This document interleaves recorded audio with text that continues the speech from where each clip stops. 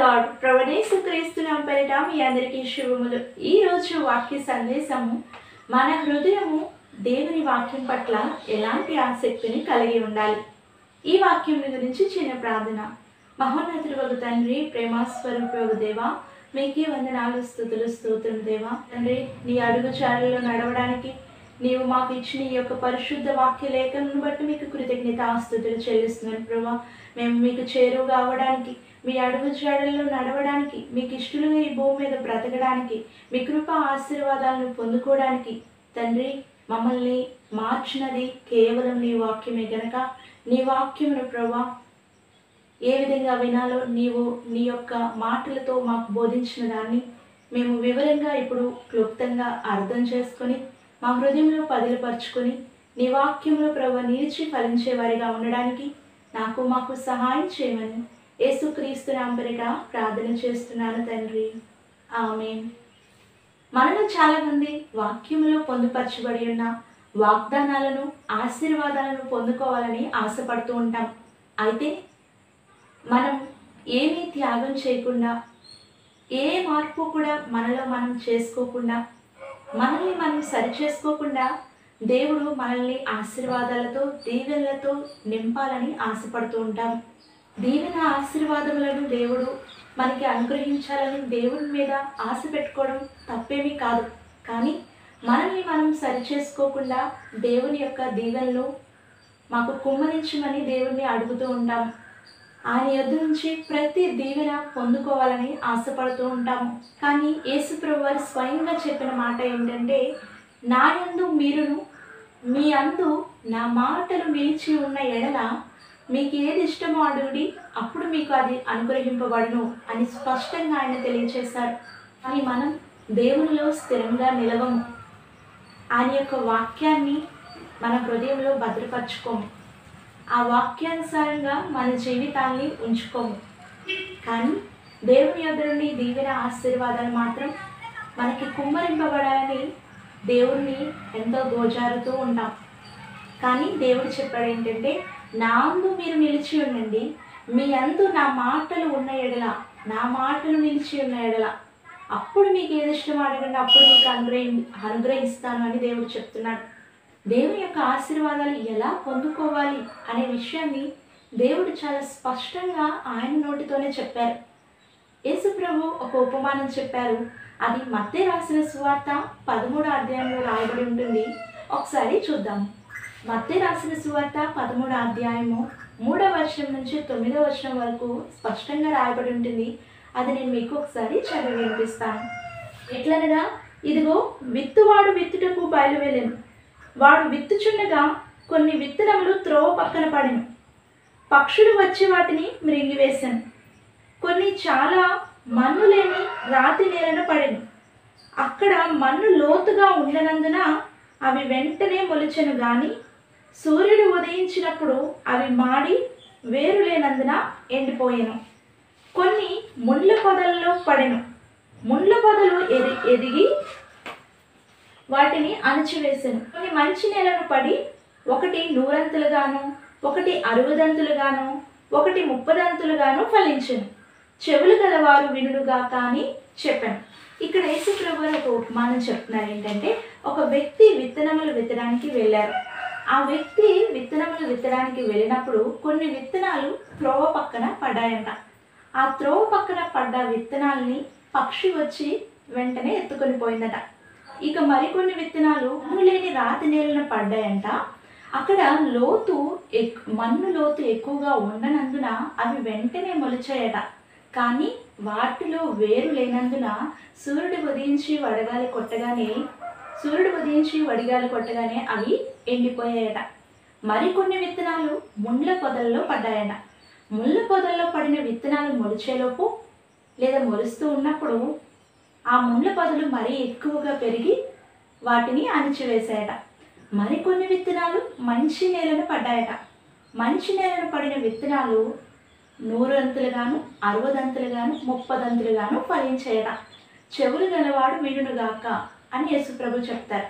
ఈ మాటలకి అర్థం ఏంటి అంటే, యేసుప్రభు మాట్లాడిన ఈ మాటలకు ఆయనే భావాన్ని చెప్పారు. అది ఎక్కడ ఉంటుందంటే అదే మత్తయి రాసిన సువార్త 13వ అధ్యాయంలో 18వ వచనం నుంచి 23వ వచనం వరకు రాయబడి ఉంటుంది.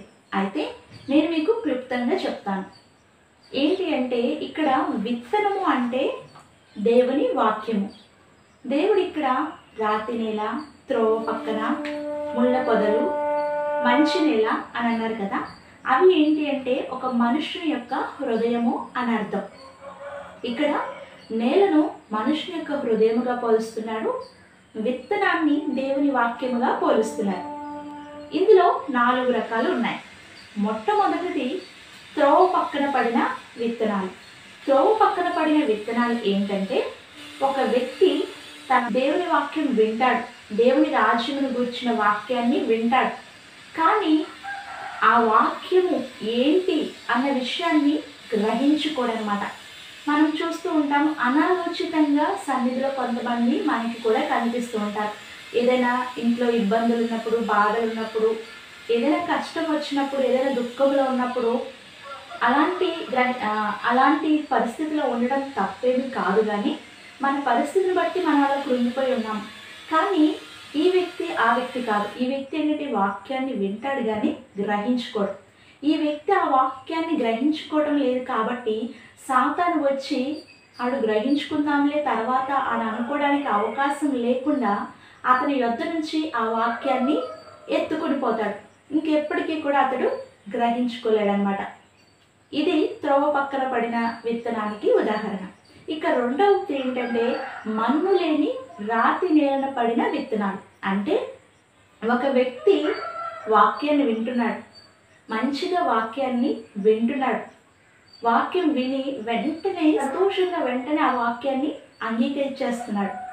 కానీ ఆ వాక్యంలో చెప్పేటప్పుడు దేవుని చేత ఒకవేళ నువ్వు శ్రమల పరచబడతావేమో, అవమానపరచబడతావేమో, నిందల పాలవుతావేమో, ఎవరైనా నిన్ను దూషిస్తారేమో, హింసిస్తారేమో, నిన్ను వేదన పెడతారేమో, నీకు శోధన రావచ్చు, శ్రమ రావచ్చు అని చెప్పినప్పుడు పర్లేదు అని అనుకొని ఆ వాక్యాన్ని సంతోషంగా స్వీకరిస్తాడట. కానీ వాక్యమును బట్టి ఏ శ్రమ అయినా, హింస అయినా, శోధనైనా, కష్టమైనా వచ్చినప్పుడు ఆ వ్యక్తి తనలో వేరు లోతుగా లేనందున వెంటనే దేవుని వాక్యం నుంచి ప్రక్కకి తొలగిపోతాడనమాట. ఇది రాతి నేలను పడిన విత్తనానికి ఉదాహరణ. ఇలా వేరు లేనందున అతడు పక్కకి తొలగిపోవడం వలన దేవుని వాక్యంలో ఫలించే అనుభవాన్ని అతడు పొందుకోలేడు. ఇక మూడవది ఏంటి అంటే ముళ్ళ పొదలలో పడిన విత్తనాలు. ముళ్ళ పొదలలో పడిన విత్తనానికి ఉదాహరణ ఏంటంటే ఒక వ్యక్తి వాక్యాన్ని వింటూ ఉంటాడు కానీ అతనిలో ఐహిక విచారములు ఎక్కువగా ఉన్నాయన్నమాట. లేదా ధనాపేక్షకు సంబంధించిన ఆలోచనలు ఎక్కువగా ఉన్నాయి. అతని హృదయంలో దేవుని వాక్యానికి ఇవ్వాల్సిన ప్రాధాన్యత కంటే ఎక్కువ ప్రాధాన్యత దేనికి ఇస్తున్నాడంటే ఐహిక విచారాలతో నిండిపోయి ఉంటున్నాడు. అంటే ఏమి తిందుమా, ఏమి త్రాగుదుమా, ఏమి ధరించుకుందుమా అని ఆలోచిస్తూ ఉంటాడు. లేదా ఎలా ధనాన్ని సంపాదించుకుందామా, ఎలా వడ్డీలు రాబట్టుకుందామా అన్న ఆలోచనలో ధనాపేక్షతోనూ ఐహిక విచారాలతో ఆ వ్యక్తి ఉండడం వల్ల అతడు దేవుని వాక్యములో నిలిచి ఫలించి ఫలము పొందుతాడు అనడానికి అక్కడ అవకాశం ఏమీ కూడా లేదు. ఎందుకంటే అతనికి హృదయంలో దేవుని వాక్యం విత్తబడి అది ఫలించే లోపే అతనికి ఉన్న ఐహిక విచారములు, ధనాపేక్ష అతన్ని వాక్యంలో ఎదగనివ్వకుండా చేస్తుందన్నమాట. ఇక మూడవది ఏంటంటే ఒక వ్యక్తి దేవుని వాక్యాన్ని వింటాడు, విన్న వెంటనే దాన్ని గ్రహించుకుంటాడు. ఆ వాక్యాన్ని గ్రహించుకొని అర్థం చేసుకొని దాంట్లో నిలిచినట్లుగా ప్రయత్నం చేస్తాడు. ఆ వాక్యాన్ని క్రియలలో చేయడానికి ఇష్టపడతాడు. అప్పుడు ఆ వ్యక్తి ఆ వాక్యాన్ని స్వతంత్రించుకొని ఆ వాక్యానుసారంగా జీవించి దేవుడు ఆ వాక్యానుసారంగా జీవించినందుకు ఇస్తానన్న ఆశీర్వాదాలు, వాగ్దానాలు పొందుకొని ఆ వాక్యములో అతడు నిలిచి ఉండడం ద్వారా అతడు నూరంతలుగాను, ఒక్కొక్క వ్యక్తి ఎంతగా వాక్యంలో నిలిచి ఫలిస్తున్నారో ఆ విధముగా ఒక వ్యక్తి 100 ఒక వ్యక్తి 60 ఒక వ్యక్తి 30 ఆశీర్వదింపబడటం జరుగుతుంది. ఈ మాటలు చెప్పిన తర్వాత యేసుప్రభు అంటున్నారు, చెవులు గలవాడు వినుగాక అంటున్నాడు. కాబట్టి ఇప్పుడు మనకి ఒకే ఒక్క మాట ఈ విషయాన్ని అంతటినీ కూడా యేసుప్రభు వారు ఒక్క మాటలో చెప్పారు. ఏంటంటే, నా అందు మీరు స్థిరముగా ఉండండి, మీ అందు నా మాటలు ఉండనివ్వండి, ఆ నా మాటల యందు మీరు ఫలించండి, ఆ నా మాటలను మీరు క్రియల రూపంలో చేస్తూ ఆ క్రియలను మీరు ఫలించి ధన్యులైనట్లయితే నేను ఇస్తానన్న వాగ్దానాలు, ఆశీర్వాదాలు, దీవెనలు పట్టజాలనంత విస్తారముగా మీ మీద కుమ్మరిస్తాను అని దేవుడు ఒక్క మాటలోనే చెప్పేశారు. కాబట్టి మన హృదయములు కూడా మనము చాలా బలహీనమే, సాధారణమైన వ్యక్తులమే. అనేక విచారాలు మనకు ఉండవచ్చు. ఆకాశ పక్షులను చూడము, అవి విత్తవు, కోయవు, కొట్లలో కూర్చుకోలేవు, అయినా పరలోకపు తండ్రి వాటిని పోషించటలేదా అని చెప్తున్నారు యేసుప్రభు. కాబట్టి మీ వెంట్రుకలలో దేవునికి తెలియకుండా ఒక్క వెంట్రుకైనను నేల రాలదు. కాబట్టి ఏ విచారములు లేక, ఏ చింత లేక, దేవుని నామం పేరిట మీకు మీదకి వస్తున్న అవమానము, హింస, శ్రమ, శోధన ఏదైనప్పటికీ దేవుడు తప్పించగలడని, తప్పించలేకపోయినా షద్రకు, మేషకు, అబేద్నెగోలు మా దేవుడు మమ్మల్ని తప్పించుటకు సమర్థుడు, ఒకవేళ తప్పింపకపోయినను మేము నీ విగ్రహమునకు మొక్కము అని తెగేసి చెప్పినట్లుగా దేవుని కోసం ఆయన శ్రమలలో ఆయన యందు నిలిచి ఉన్న యెడల ప్రతి పరిస్థితి యందు ఆయన వాక్యానుసారంగా జీవిస్తూ ఆయన వాక్యములో స్థిరముగా ఫలిస్తూ దేవుని యందు ఎల్లప్పుడూ విశ్వాసముతో నిలిచి ఉంటూ ఆయన వాక్యాన్ని హృదయపూర్వకంగా గ్రహించుకొని విని భద్రపరుచుకొని మన హృదయములను మంచి నెలగా ఉంచుకొని మనము దేవుని యొక్క వాక్యంలో ఫలించిన ఎడల తప్పకుండా మనము కూడా 100 60 30 దీవించబడతాం.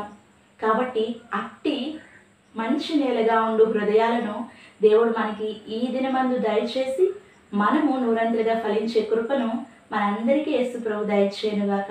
ఆమె. ఈ వాక్యం గురించి చిన్న ప్రార్థన. మహోన్నతుడు, సర్వశక్తి మంత్రుడు ప్రభా, మీకే వందనాలు, స్తుతులు, స్తోత్రము దేవా. ఇదిగో ప్రభా, త్రోవ పక్కన పడిన తండ్రి, నీ వాక్యము విని గ్రహించలేని స్థితిలో ఎంతమంది అయితే ఉన్నామో దయచేసి మమ్మల్ని మన్నించి, మమ్మల్ని క్షమించి ప్రభా, మీ వాక్యం వింటున్నప్పుడు గ్రహించుకోగలిగిన హృదయాలను మాకు దయచేయమని ప్రార్థన చేస్తున్నాను ప్రభా. దయగలిగిన తండ్రి, అంత మాత్రమే కాదు ప్రభా, నీ వాక్యం విని వెంటనే దాన్ని అంగీకరించి ప్రభా, నీ నామం పేరిట శ్రమ, హింస, శోధన వచ్చినప్పుడు నేను దూషించి నిన్ను విడిచి వెళ్ళిపోయే వారిగా మేము ఉండకుండా ఈ వాక్యమును చేత పట్టుకుని నీ అందు స్థిరముగా నిలిచే గొప్ప హృదయమును, స్థిరత్వమైన మనస్సులను, హృదయములను మాకు దయచేయము తండ్రి. అంత మాత్రమే కాదయా, ఇదిగో నా తండ్రి, మాలో ఉన్న ఐహిక విచారములు నీ వాక్యం వింటున్నప్పుడు తండ్రి నీలో నిలిచి ఉండగా మాకు ఏ లోటు, ఏ కొదువ ఉండదు గనుక ఐహిక విచారముల చేత, ధనాపేక్షల చేత మేము తండ్రి నిండి ఉండకుండా నీ వాక్యమునే ప్రభా, నిన్నే ఆధారం చేసుకుని ముందుకు కొనసాగే జీవితాలను మాకు దయచే తండ్రి. మాకు మంచి హృదయాలను దయచేయండి ప్రభా, మంచి నేల వంటి హృదయాలను దయచేసి మీ వాక్యము మా హృదయంలో మీరు విత్తుచున్నప్పుడు పూర్తిగా మీ వాక్యమును అంగీకరించి, స్వీకరించి మీరు చెప్పిన ఆ మాటలను క్రియలలో నెరవేరుస్తూ తండ్రి, మీరు ఇస్తానన్న వాగ్దానాలు, దీవెనలు, ఆశీర్వాదములు అయ్యా పొందుకొని నీలో 100 ఫలించి ఘనమైన మీ నామాన్ని ఈ భూమి మీద అన్ని విషయంలో మహిమపరిచేవారిగా ఉండడానికి సహాయం చేయమని మహోన్నతుడును నజరేయుడైన యేసుక్రీస్తు నామమున పేరిట ప్రార్థన చేస్తున్నాను తండ్రి. ఆమేన్. అంత మాత్రమే కాదు, ఎప్పుడైతే దేవుని వాక్యములో మనం ఫలించి అభివృద్ధి పొందుతూ ఉంటామో అప్పుడు ఆత్మలో వర్ధిల్లే వారిగా ఉంటాం. ఎప్పుడైతే మనం ఆత్మలో వర్ధిల్లుచున్నామో దేవుడు మనల్ని అన్ని విషయాల్లో వర్ధిల్లేటట్టుగా చూస్తాడు. అది భౌతికమైన విషయాలే కావచ్చు. మీరు ఎప్పుడైతే ఆత్మ విషయాల్లో వర్ధిల్లుచు ఉంటారో దేవుడు ఆత్మ విషయంలో ఎదుగుచున్న మిమ్మల్ని విడిచి ఆత్మ విషయంలో మాత్రమే కాదు భౌతికమైన విషయాల్లో కూడా మిమ్మల్ని ఆశీర్వదించి గొప్పవారిగా ఉంచుతారు.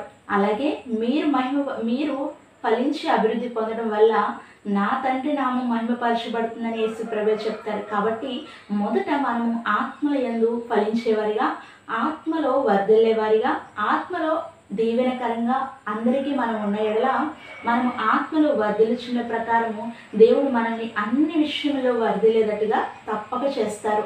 ఆమె. Praise the lord.